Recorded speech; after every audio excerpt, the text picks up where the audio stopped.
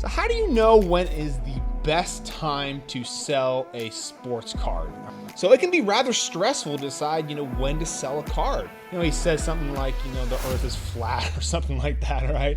And you no longer like the guy, right? And then after you got knocked out of the playoffs, that thing got all the way down to $700. So that's a very hard profit to turn down, 10x and sometimes 20x. This one is definitely something I always like to touch on here because I think it applies to every single person. If you get a chance to do something like that, man, sell the card. You will feel so much better about it in the long term, and that's what I'm all about is.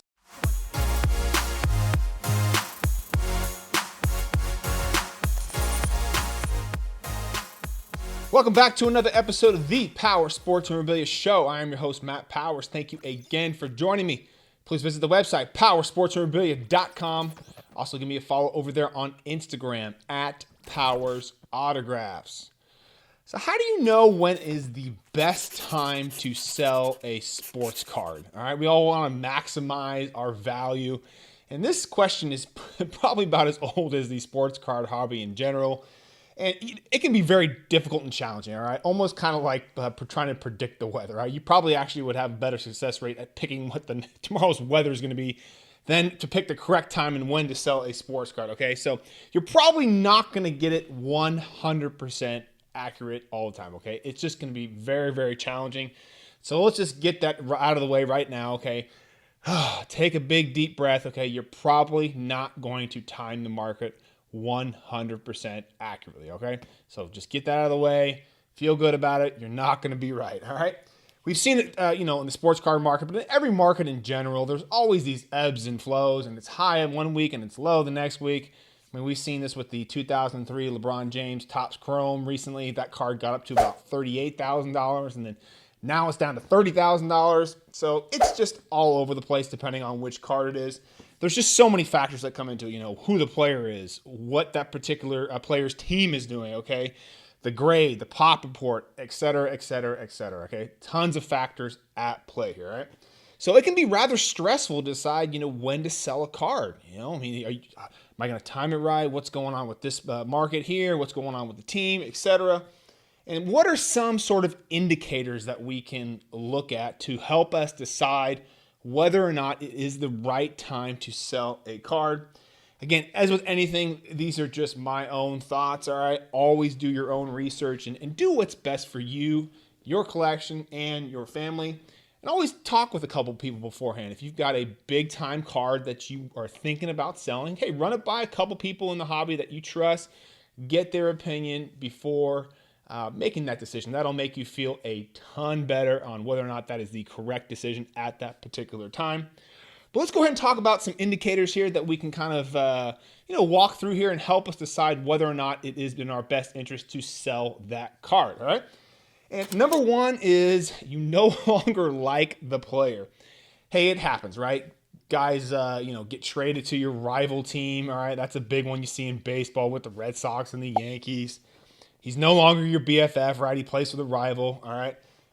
He does something silly off the field, something stupid, or, he says something like, the earth is flat or something like that, all right? And you no longer like the guy, right? You want to get rid of him. That happens all the time as players change teams a lot. Player does something you don't like. Maybe he's just not good anymore, okay? That's definitely a legit reason to go ahead and move on from a card. Number two is you want to move down in grade on a card. Let's say, for example, you have a PSA 9 of a particular card that's worth $10,000, and a PSA 8 sells for about $5,000, right? And you really don't care whether you have an 8 or a 9. It's really not that important to you on this particular card.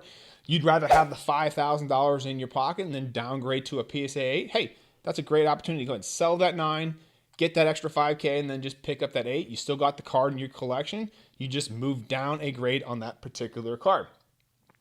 Number three is obviously you want to buy something different, okay? You've got a 10K card, same example here, and you want to switch over to a different type of card that's got the same exact value.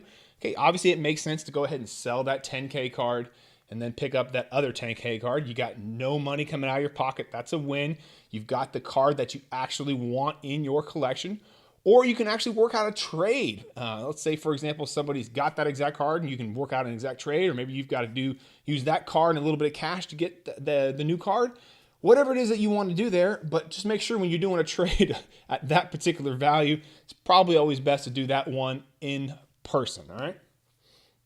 And number 4, and this one is a very, very important one to watch, is how hot the market is right now for that particular player. All right, we've seen this with cards all over the map on the last few years here.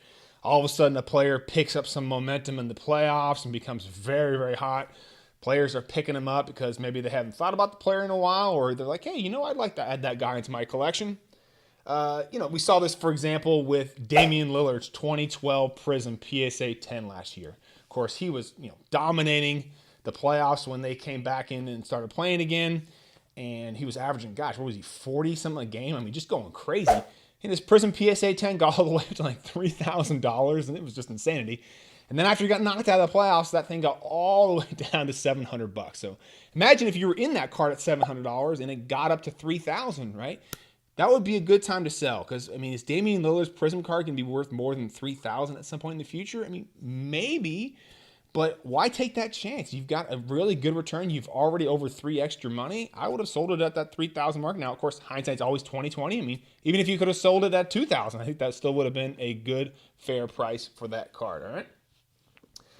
Number 5, we've seen this one a lot with people that got into the hobby a lot earlier than others, particularly in the 2000s. But they've 10x or 20x their money already on a card. Take, for example, that LeBron James 2003 Topps Chrome. There were probably a lot of people in that card at $2,000, $3,000, $4,000. And that card got up to $38,000. If you're into that card for so little money, it might be a decent time to go ahead and cash out of that card, move on to another card in the hobby that maybe you couldn't previously afford, or if you want to do something else with that money. But that's a very hard profit to turn down, 10x and sometimes 20x for some people that have gotten into maybe like Luka Doncic's cards when they were really, really cheap, $5, $10, $15 ungraded, and they got them graded and got PSA 10s, and now they're a $2,000 card. Just insanity. Might be time to move on when you get to that 10x and 20x level, all right? All right, number 6 here, and another big one here, and this one is definitely something I always like to touch on here because I think it applies to every single person is, there's something in your personal life that comes up financially, all right? Now, if you've got a big-time card, let's go back to that, $10,000 card, for an example, right? And, you haven't set up your kid's college fund yet, or maybe you haven't been on that vacation yet with your family in a couple years. Or you got a baby on the way, right? That's a huge one. You never quite know what those costs are going to be. You got to do a down payment on the house. That's another big one as well. Those are all legit reasons, take an example here. We just went in with our neighbor on getting a pontoon boat, right? And boats are super, super expensive if you've never owned one, right? And, my wife's a lake girl. Both of my girls are lake girls, and they want to get out on the lake this year. And it's just like, am I going to be holding on to this particular card here just because, I think it's going to maybe go up another $5,000, $10,000? Or am I going to go ahead and buy that boat and get all these experiences and memories that are going to last an absolute lifetime? It's hard to sit in that chair and tell those 3 people no, right? So I always sell something if you get a chance to do that. Of course, don't be going into debt on doing a boat or anything like that. Those things are money pits. But if you get a chance to do something like that, man, sell the card. You will feel so much better about it in the long term. And that's what I'm all about, is long-term health in the hobby, but also for our personal finances and all of our relationships as well. And number 7, last one here is, this happens to everybody, and, it's like the hobby interest has left you. You're just not interested in the hobby anymore. And this is okay to admit. Everybody gets burned out sometimes. Sometimes, people come into the hobby, they leave the hobby for a while, and, then they come back again. It really just depends on what your current situation is. But hey, if you're burnt out, it's okay, man. Say, you know what? I don't want to be involved in cards anymore. I maybe want to do autographs, or I want to do crypto, or I want to do something else, stocks, whatever it is that you want to do. It's okay to admit it. You can always come back to the hobby, all right?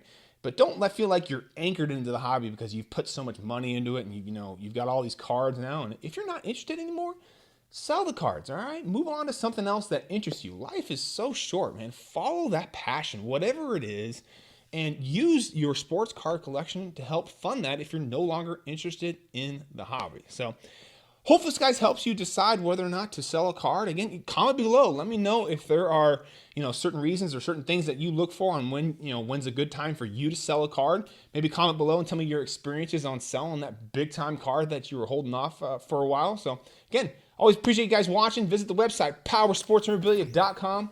Also give me a follow over there on Instagram at Powers Autographs. And I will see you on the next episode.